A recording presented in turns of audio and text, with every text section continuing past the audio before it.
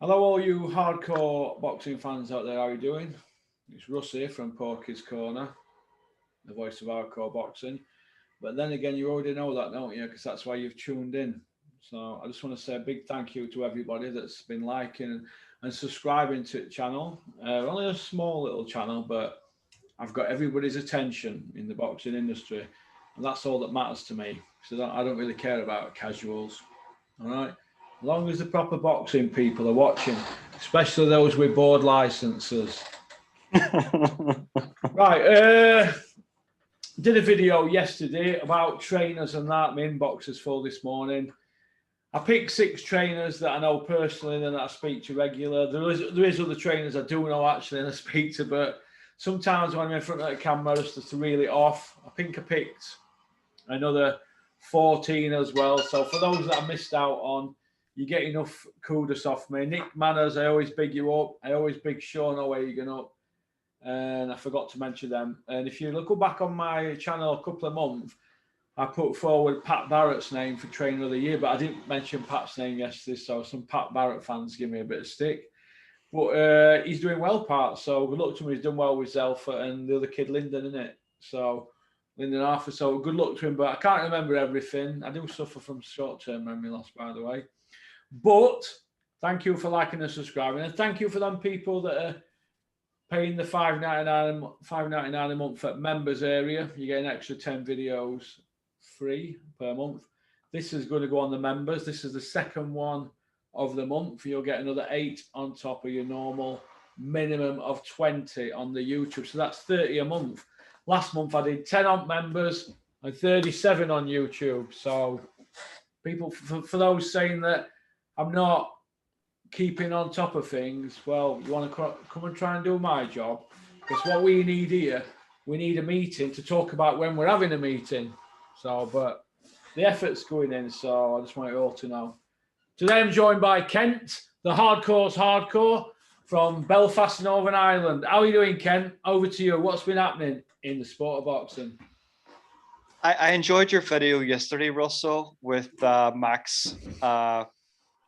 I liked what you did. I liked the dynamic of giving a bit of exposure and a bit of praise and just acknowledging the young trainers. I think it's good. I think the sport needs new blood, whether it's fighters and trainers. I think there's a whole thing at the minute where if you're not on selling your product or creating your own propaganda, it doesn't mean you're not a good coach.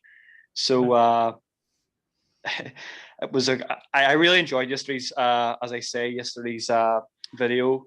I have some coaches, if you want, to put across, as I say, Pat Barrett is an outstanding coach, brilliant. He's from that Collyhurst, that the Collyhurst gym from Brian Hughes.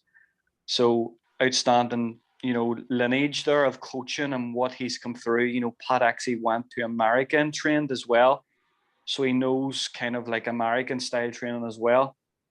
So yeah, Pat for me was the trainer of the year last year. And I think, Russell, you were the only one on any platform that actually give Pat Barrett that accolade. Everybody's scared to death to mention his name, that's why. In case they get something wrong.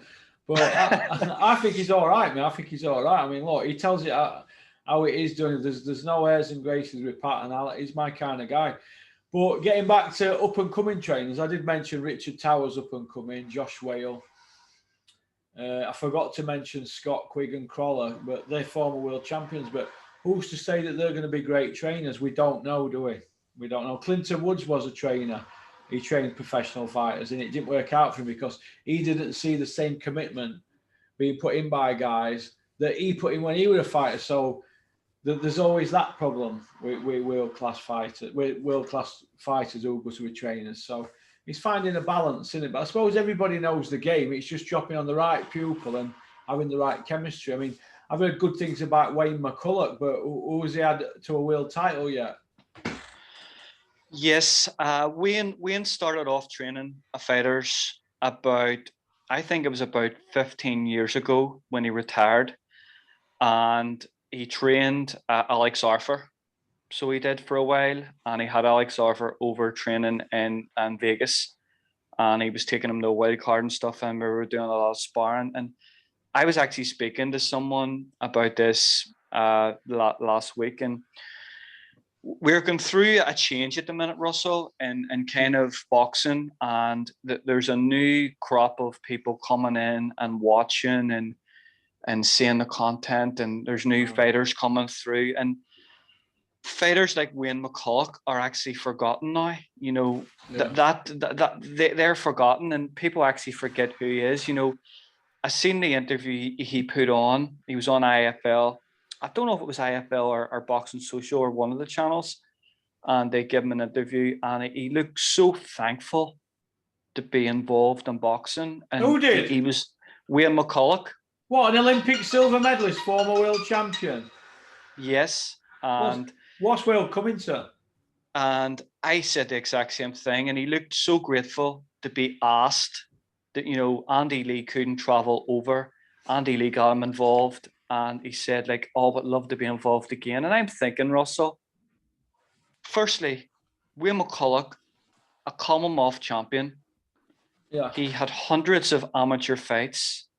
He was Olympic silver medalist. He got beat by Yoel Casamayor in the final, who was probably the best amateur in the world at the time. Yeah. He traveled to Tokyo and won the world title. And he fought Nazim, that he probably should have beat if he would have pressed it a bit more. And to be honest, if he would have actually brought his own amateur coach, Harry Robinson, with him to help him in that camp for the Naz fight, he'd have won that fight. But that's a different story. He fought Morales. He went toe-to-toe. He fought Daniel Zaragoza. He had multiple WBC defenses. And I'm thinking, there's a guy there who's working, I think he works out of Tony Jeffries' gym. And I'm thinking, why is this guy's door not being knocked down for fighters wanting to train him? The experience he has from amateur, world-class amateur to world-class professional. Who in British boxing at the minute has got more experience than Wayne McCulloch? Yeah. Yeah, I mean, this is where the sport's going now. I mean, it's going in a different direction with all these people trying to make it about money and not legacy. For example, you know, I've been told that Carl Froch is going to fight Roy Jones. And I don't know if you know this, but I might as well put it out there. Clinton Woods has been offered, I'm not going to say how much money, but I know exactly. He's been offered X amount to fight Enzo Maccarinelli on the undercard. Yeah, I know, yeah. I know, yeah. I'm not being ageist here, but Clinton knocked it back, by the way.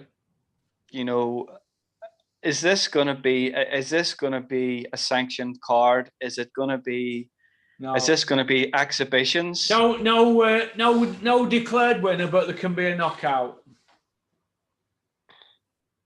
What's the point of even being a professional boxer then, if that's the case? I don't like it. I think it hurts the sport. I think it hurts up and coming fighters, and I think it's dangerous. You know, I had a big debate with a guy on social media, and I get drawn in. I'm like you. I get drawn in about Tyson and this and that, and I'm thinking the amount of drugs Tyson's taken over the years and the amount of punishment he's taken.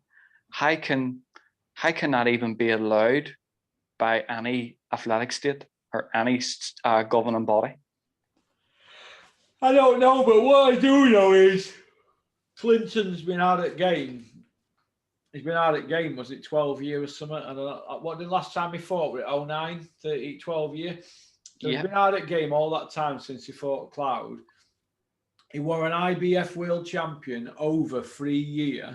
That's a long time, that, you know, to be a world champion. Also, he won area belt, British, Commonwealth, European as well. There were no English belt in them days. So Clinton's got the clean sweep and he was world champion over 3 years. So Clinton probably feels he'll tarnish his legacy if he does it, because how can he be critical about YouTubers and this and that when he'd be taking part in it? So he's not bothered. So he's not bothered. I think it's making a mockery of the sport. I think now that the business model in boxing now seems to be like, it's kind of going the way wrestling is. So if Vince McMahon doesn't get views, he brings back a legend and he puts him in a pay-per-view against an up-and-comer, and it gets all the views, it gets a bit of attention for a while, and they cash out on it. And that's what's happening. And it's terrible. Robin Reed signed to fight Hatton beginning of year. Ricky Hatton, they had arena books and everything, promoters. So Robin were going to fight Hatton. Hatton were all for it, then went cold on the idea. You know, probably once the drink and the drugs had settled down on him after about a week, and he probably thought, oh, I'm going to get in shape here. I ain't got it no more. And Robin's in shape all year round. So it never happened. But you know, it's one of them things, isn't it? But if this is where sport's going, why have we got all this amateur setup, and why are kids coming through all the levels when you can just get yourself a bit of popularity on social media like Tommy TNT Fury, call a few people out, go on IFL and blah de blah, big yourself up, lift a few weights, and then call out these millionaires, Jake Paul, Logan Paul, whoever, all these gimps from Beanville Island. It's driving me insane. And do you know what? I'm that close to saying, I'm that close to walking away, mate. It's touch and go with me now. I powered on in May, but I feel deflated this month. I'm really that close, mate, to saying, do you know what? Fuck it. Do you know what I mean? Because where's the sport heading now? Have you seen the state of some of these cards that are being served up? All you've got on left-hand side are undefeated fighters. On right-hand side, guys with terrible losing record. This is every show. This is the norm now. This is what we've been reduced to. No promoter is challenging another promoter. And this is what we're left with now. It's shocking, mate. Absolutely shocking. And you know what? Fans are accepting it because they just want to go to an event and get pissed up. They're not bothered about what's being served up. It's all gone out the window now. It's been dragged down and down. For example, I keep banging on about this, but 9 years ago, last week, we had Froch Boutte 9 years ago on non-pay-per-view. What have we got now? Daniel Dubois, Dino, or Bogdan Dino, or Bino, Binman. Whatever it is, a Binman versus Triple D. We've got that on non-pay-per-view. But yet 9 years, we had Froch Boutte. Is this going to be the norm for boxing fans? Because at the moment, UFC is pissing all over boxing, mate, and I'm really worried, mate. I've got a squeaky bum here, Cougs. Do you know what I mean?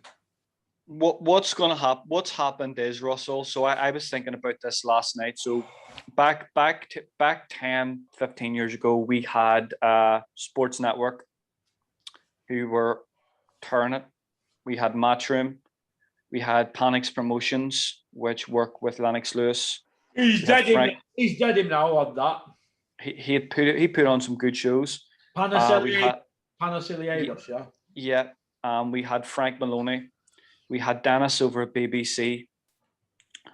So we had all these promoters on Sky, apart from Dennis. And every card, it looked like there was healthy competition. The cards were healthy because they were all competing for views. They were competing for gates. Fighters needed to sell tickets. So it was competitive. Everybody wanted to have the best stable. The worst thing that happened was Eddie Hearn's relationship and Barry's relationship with Barney Francis. And I think that darts had something to do with that. And basically, they dumped out all the other promoters, and Matchroom have basically diluted the content year on, year in. And what it is now, there used to be a saying, Russell, in boxing, and you know this, there was trade fights. There is no trade fights no more. I don't even think a boxing fan would know the term a trade fight.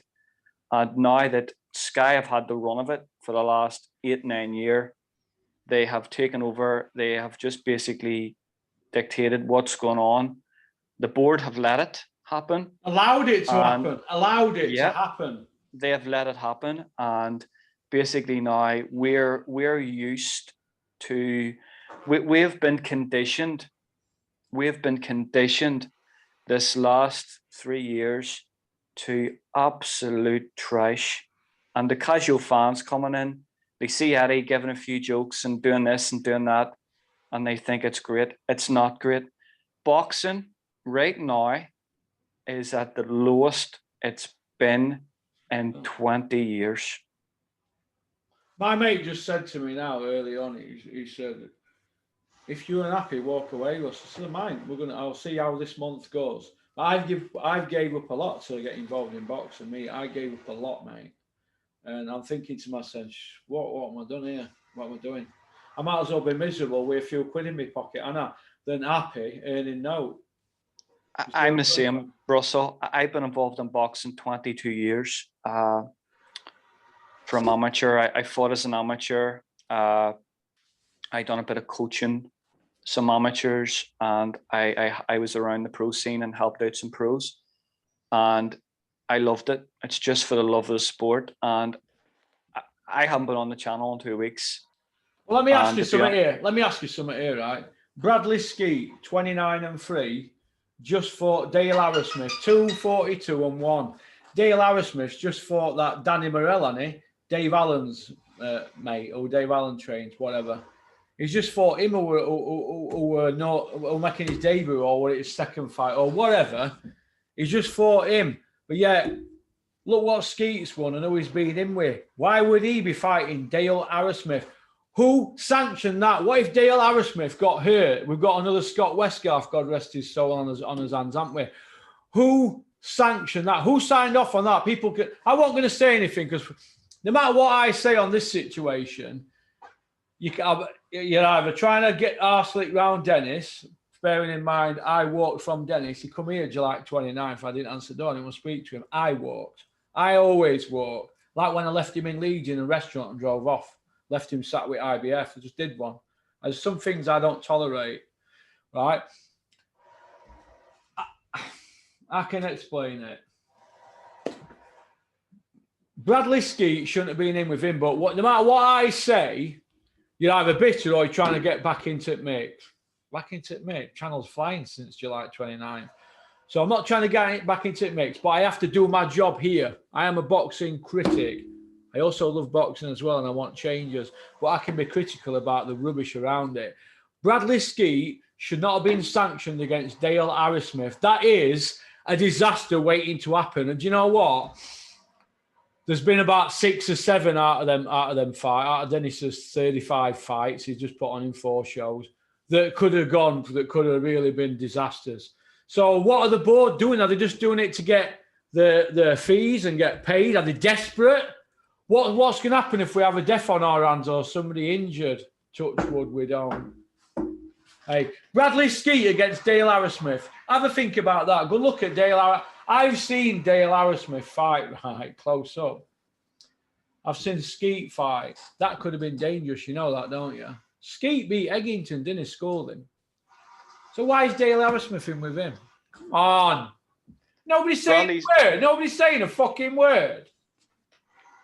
Bradley Skeet at one time was a world-rated fighter. He was a number WBO ranked fighter. I think Pac-Man was the world champion at the time, and he was a British champion. He was a Commonwealth champion. He was undefeated. He was beaten every round. He beat everyone domestically.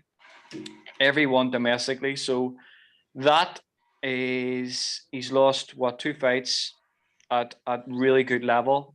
He lost a European title fight away in Spain. So it's not like he'd been beaten by some Latvian guy from some kebab shop somewhere. He was a world-rated fighter, a world-class athlete, and to be sanctioned against a guy on that stage of a journeyman is absolutely scandalous. I think whoever even put that guy in with Skeet, the management and his handlers, they need reprimanded as well Reprimanded. as the promoters, My God. the promoters. So there's two conflicts of interest there. That guy's own management and own coaching and own whoever weren't looking after him, and basically the matchmaker and the board. So there's three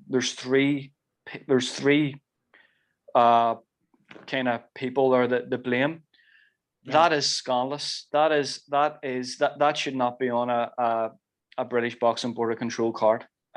No way. Yeah, I agree with you. I agree wholeheartedly with you.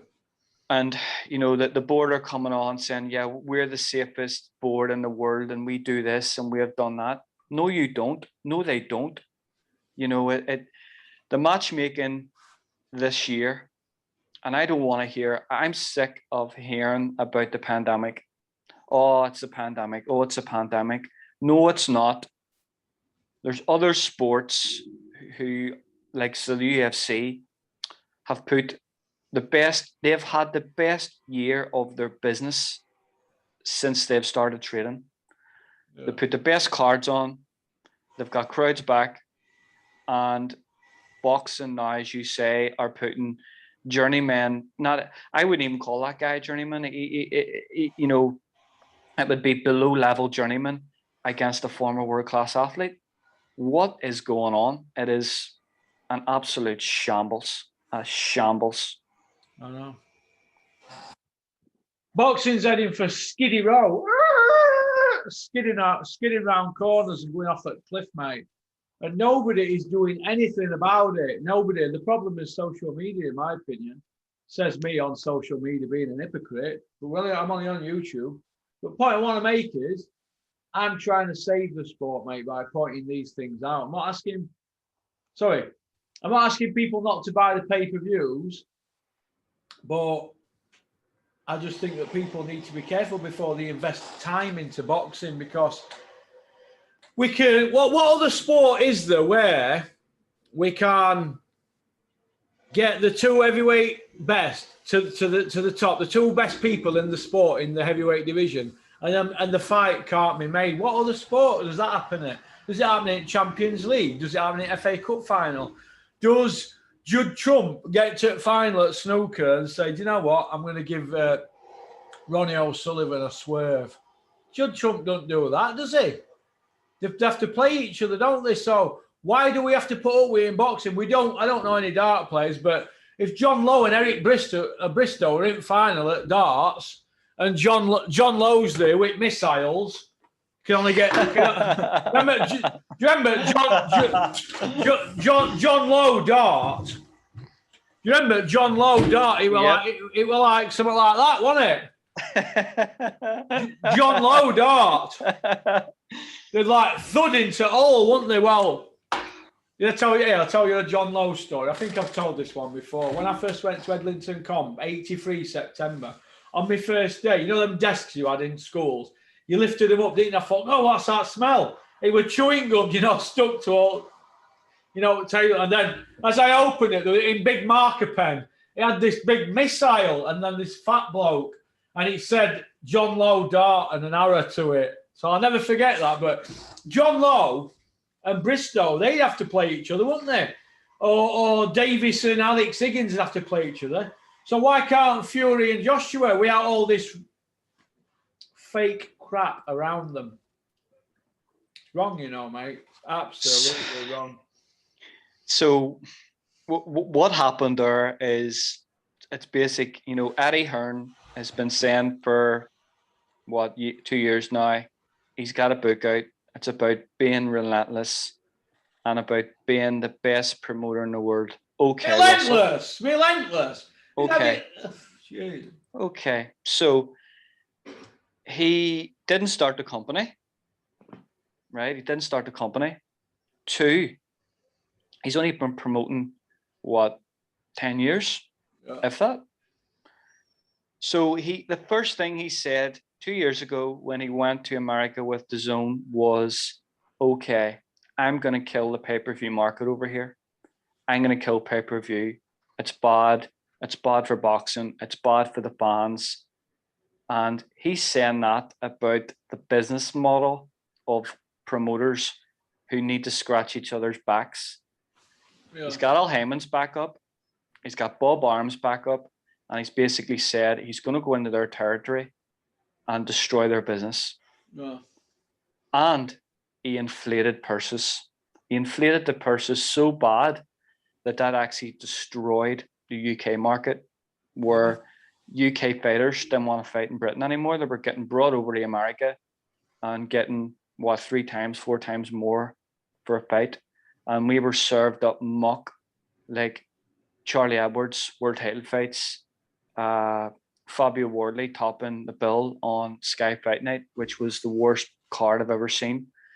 So he's done all that, and they've said, well, Eddie, why should we help you grow your business when you said you're going to destroy us? So I think they've just pulled rank. Heyman and Arum have just pulled rank on him, and Eddie's going to struggle in America because, he has to work with these. You're talking Harvard Law graduates. They're not wee idiots. So I think Eddie being relentless that he is, and only promoting 10 years against a guy like Bob Arum, who's been promoting 40 years, and up against someone like Al Heyman, who tied him around strapped him up like a Christmas turkey. That fight was never going to happen. We knew about the arbitration. You knew about it before anyone. You were talking about it for near 2 years, and it's all a big shock to people. Why? It had to go to arbitrate. It was never, and I don't want to hear this crap about give up the WBC. John Fury was on last week saying about, he just has to give up the WBC title. It's nothing to do with sanctioning body. It was a back-to-back contract. Frank Warren said it in Belfast. So that's why the fight wasn't made. There's too much money involved in every network for this fight to happen, because ultimately everybody wants a bigger slice of the pie. This is how I look at it, right? I called it last February. I said there's an arbitration coming. They've got well, we all saw it when they signed for the second fight. Frank Warren said there's a trilogy. We've got contract signed. Nobody seemed to mention it though, did they? On Eddie Hearn's side, because they got blinded by Saudi money. And let me tell you this, Kent, as well. Tyson Fury hasn't got in the ring with Wilder yet, so don't be surprised if he shits his pants. Well, Russell, it's obvious that Tyson Fury, I think the only belt Tyson Fury has defended was his English title belt against John McDermott. That's the only belt I think Tyson's actually defended. He hasn't defended a world title yet, and I agree with you. I don't know, what happens there. Does he retire again? Does he take 2 years off and come back? I wouldn't be surprised. The Saudi money, it was all greed. It was just all greed. Eddie wanted that fight away from Britain, as far as possible away from Britain as possible, and America. I think, Eddie's very tight with Saudi after the Joshua Ruiz fight. So I think it was kind of Heyman and Warren knew it's a conflict of interest. Yeah. The Saudis are staging it, but they've got a relationship with Eddie, so it was never, ever, ever going to go there. I think the whole thing about this whole arbitration, the whole fight not happening, as you called it, it's greed. It's absolute greed. Pure greed, mate. It's not about fans anymore. It's about, I feel that our type of fans and our type of people that come on this channel, they don't care about us. They're just looking the soccer fan, the casual fan coming in, and they're so blinded by it all that they don't care. They don't actually know what's going on. It's the casuals that are killing it, you see, because they're giving the promoters the bullets to fire at the hardcores, aren't they? They're saying, well, look, If we can serve up substandard shows and put them on pay-per-view, like Chisora Parker, and get 200,000 buys, which pulls in what's that, 4 million did it pull in that? If they can pull 4 million quid in pay-per-view just from England alone, then they'll sell TV rights around the world to New Zealand and Zimbabwe, where Chisora's from. I mean, you've got two guys there, they're not even British fighting. No belt on line, but yeah, it's pay-per-view. We've already got White Chisora going to be wheeled out soon. Get ready for that one, you know. White Chisora. And they're getting away with it. The pay-per-view market used to be, the way it started was, the first pay-per-view I can remember, Russell, was Mike Tyson. Mike Tyson, Frank Bruno, Mike Tyson, Lennox Lewis. They were pay-per-view fights. Really, it was really the heavyweight division was the pay-per-view division. I remember some Prince Nazim Hamed cards were pay-per-view, but them cards had likes of Robin Reed making world title defenses on the undercard of it. So you had 3 or 4 world title fights. The standard of pay-per-view now, pay-per-view is basically there now for glorified domestic fights. Look at the pay-per-view card that was cleverly value 2. Worst card I have ever seen. Joe Bugner, Joseph Parker, Derek Chisora. I think it's up there with that card as being absolutely atrocious. And what's happened with the casuals? They're conditioned to pay-per-view now. Where back in the day when we were watching proper boxing, there was 1 or 2 a year, and you would have paid for it. Now, I'm not paying for any more pay-per-view. Did you know, Kent, that, do you know pay-per-view, do you know what it's supposed to mean?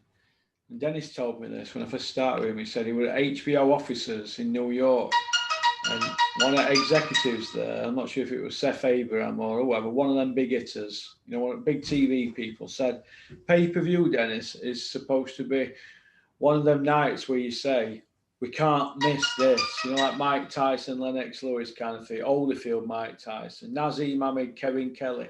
We can't miss this.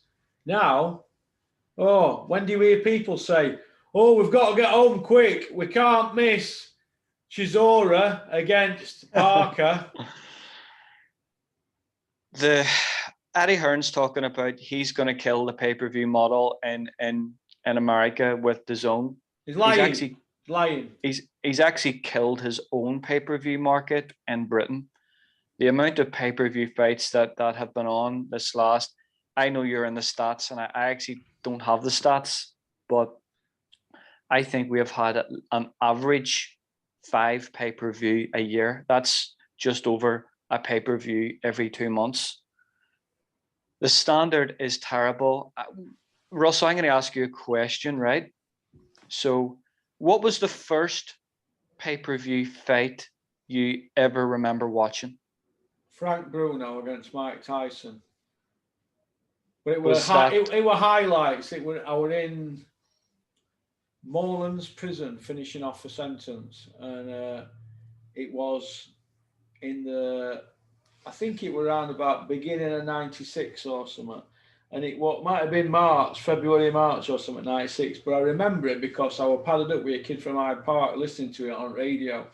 But we watched it on, you know, the highlights of it the next day, and that were on pay-per-view. But we actually listened to it about 4 a.m. on radio. Frank Bruno against Mike Tyson. Mike Tyson stopped him, didn't he? Was that the first fight, Russell? No, second one in '96. The first one were in 1989. I lived in London then, and that was might have been on Sky. Would it be Sky B in them days? I think. Be Sky B. I remember my auntie and my uncle came down to an hotel. It was Enterprise Hotel, Hogarth Road, Earls Court. I'll never forget. And Frank Bruno shook him in one of the early rounds, didn't he? But that was all he did. He just walked through him, didn't he? Yeah, he stung him in the second round, and he caught him again with an uppercut inside. Then he just run out of steam. I'll tell you what. I do remember. I do remember Carl Froch bringing pay-per-view back after David A ruined it with Audley Harrison, and then they let him have another chance, but in Germany, and he ruined it with that one with his toe. And then they banned it. Barney Francis banned it, and then Froch brought it back with Kessler, and then the two Groves fights, and then Eddie just ran riot with it, didn't he? Yeah, yeah. I got the, you know, the thing about the question was you could remember right away that fight straight away. So that's a memory in your mind. I remember where I was for every pay-per-view, mate, everyone, because it was a big thing, pay-per-view. You can't miss it. I remember anticipation when Mike Tyson fought Bruno at rematch. All everybody spoke about all week with that fight, and did they have enough batteries in the radio to listen to it, or did they have a radio, or what? It was a big thing. People waiting up all night for it. There were no internet in them days, 96. No, newspapers, wasn't it? Colin Hart in the Sun. You'd be reading, and Pat Sheenan, you'd be reading all predictions. I remember my dad getting it in pay-per-view and staying up and watch. He didn't get up to watch it, and he let me go downstairs and watch it. And as you said there, I couldn't wait to get down to the shops the next day to read the back page and to see, the pictures from the fight. I used to keep all the pictures. So I used to get a pay-per-view. My dad used to get me all the pay-per-views. Why? Because that was Lennox Lewis, Mike Tyson, Evander Holyfield. They were historic fights. Now, as you say, when was the last, I'm going to ask you another question, Russell. When was the last pay-per-view on Sky that was actually a worthwhile pay-per-view? Vladimir Joshua, 4 years ago. Yeah. 50 months ago. And Dale Nichols has got all the stats on it. How many views pay-per-view buys it did, when it happened, and blah blah blah. Dale's got all the stats in it. And Dale, I know you're watching. How many pay-per-views, Dale, has there been since Joshua Vladimir? How many? And what's been worthwhile? Because I think we went through this before on that channel. A lot of them have been garbage, utter garbage. The last pay-per-view I got really excited for was Quigg and Frampton. And the build-up was absolutely insane to that fight. I got to a stage where I worked with a guy at the time who was a former professional boxer. And the excitement about even nobody could get tickets for this fight. You couldn't get a flight. It was 300, 400 quid for a flight. The Liverpool boat was up to like 200 quid per person. The excitement all we spoke about and work every day was that fight. And it wasn't a good fight at all. It was actually a massive, massive damn squib. And I was just so excited about watching my countrymen and seeing my countrymen it was probably the second time a Northern Ireland fighter had been on pay-per-view. The first was Wayne McCulloch against Prince Nazim Hamed and Halloween night way back. So I was really excited for that fight, and it just seemed to be a massive, massive, Quigg was very hesitant and Card was playing it safe because he had near enough no energy to get through the rounds. But that was the last pay-per-view I actually looked forward to. The rest of them has been, after that, has been absolute garbage. Joshua against Carlos Takam isn't a pay-per-view fight. Derek Chisora, Usyk isn't a pay-per-view fight. Yeah. But Bugner against Joseph Parker isn't, or Bugner Parker against Chisora. Joe Bugner, Joseph Parker, that's what I call him, isn't pay-per-view fight. So the model has been absolutely destroyed. And the casuals are accepting it because the casual fans don't remember Frank Bruno against Mike Tyson. They probably don't even know who Frank Bruno is. Yeah. So they don't understand that template of what pay-per-view is.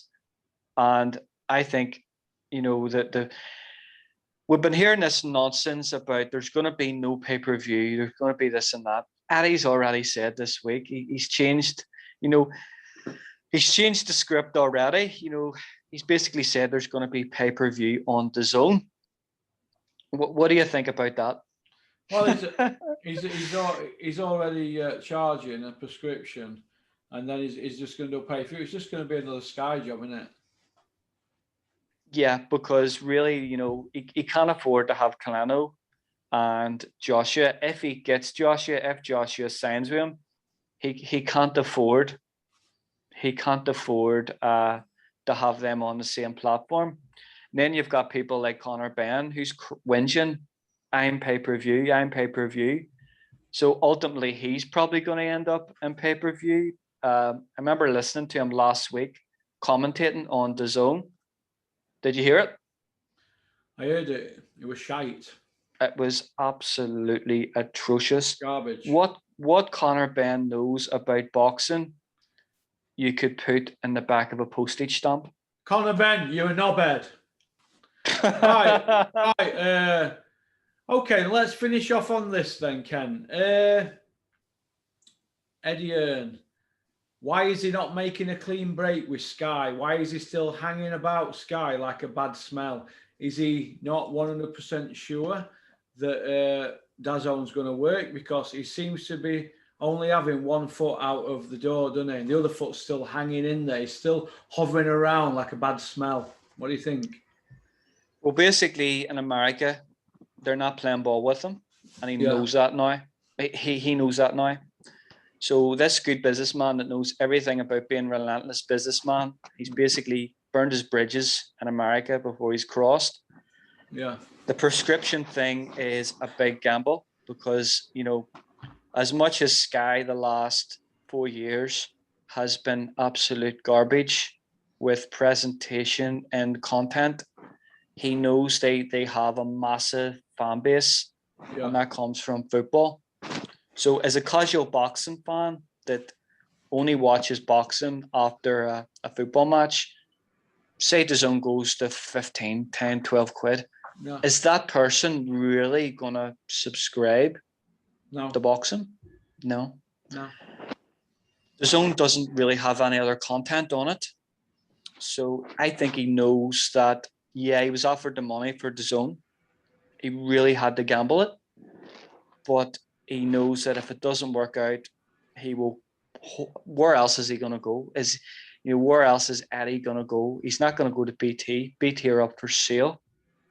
So Frank Warren doesn't even know what he's going to do. He's talking about now that how great Sky have been for boxing, and boxing needs Sky involved. So he's kind of dipping his toe in there if you've been watching what he's saying. So Eddie's not stupid. As much as he is stupid at times, he's not fully stupid. So he knows that he needs to keep them. I think there will be a deal there with Sky and Joshua and Eddie that keeps Sky sweet.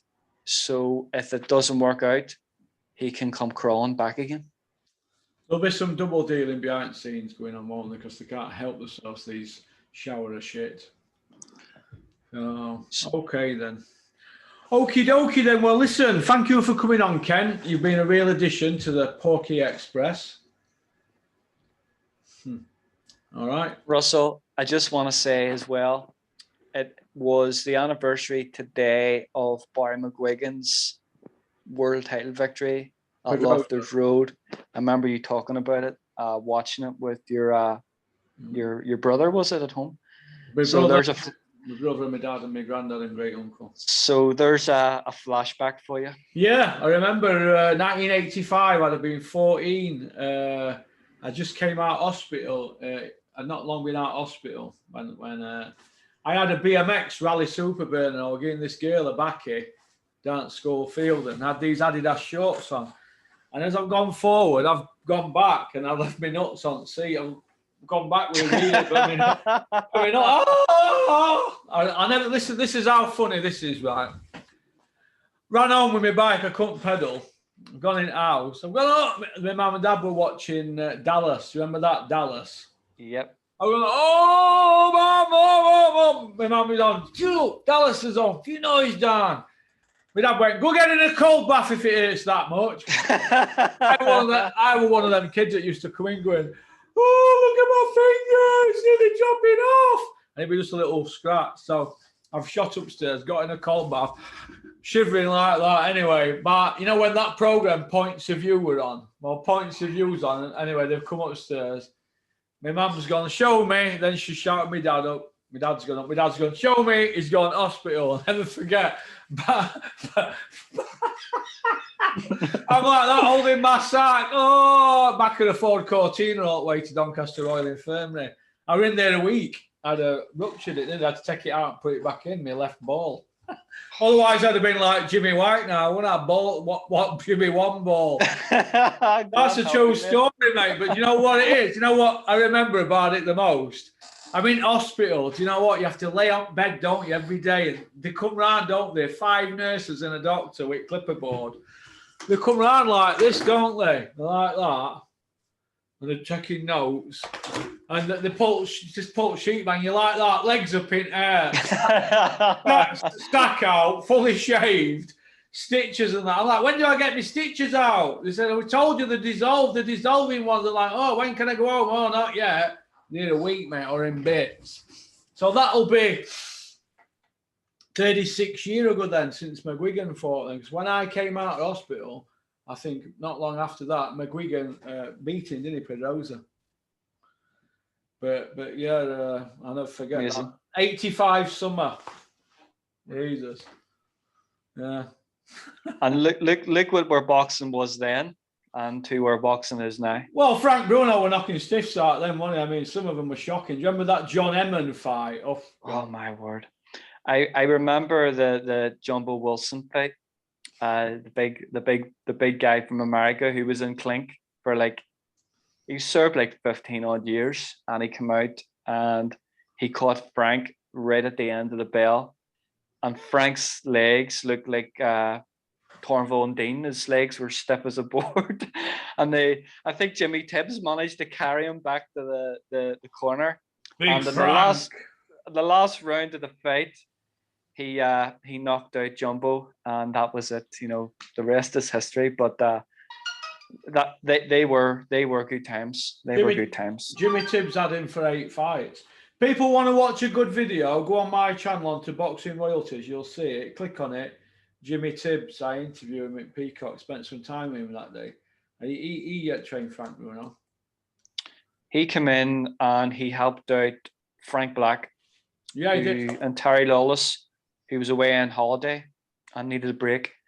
And he gave Jimmy a shout, and he says, look, I'm away for a couple of weeks. Can you look after the lads? And he had Charlie Magri at the time. And he had Frank Bruno. And he came into the gym, and he just was there to help out Frank Black. And Frank Black was like, Jimmy, just work away with the fighters. You know, you've been there and you've done it. And he was taking them in the pads. I think pad work at that time was something that a lot of coaches actually didn't really do. Yeah. And Jimmy had the big, massive red pads. And when Terry Lawless come back, and nobody did pads then. Nobody did pads, but Jimmy was doing pads. Jimmy was first one. Jimmy was doing Tibbs was doing pads then, and they were like, right, we want him coaching us, and Terry Lawless was like, happy days, I can get a break, and the rest is history. And that was down at was that in the gym in the Old Kent Road? Was it? Yeah. It was the gym. Yeah, the Royal Oak. What a! Is that still there, Russell? I don't know. I don't know. I think they all went to Peacock after there, didn't they? But I'm not sure. Yeah, that was the original Peacock, but that was amazing. Jimmy Tibbs for me is in my opinion, is the greatest boxing coach to come out of Britain. Yeah. Okay then. Well, listen. Thank you for coming on, Ken. It's been emotional. Take care. Watch your nuts. I will. I ain't got a Rally Super Burner at my... All right. Peace out, mate. Cheers. Take care. All right.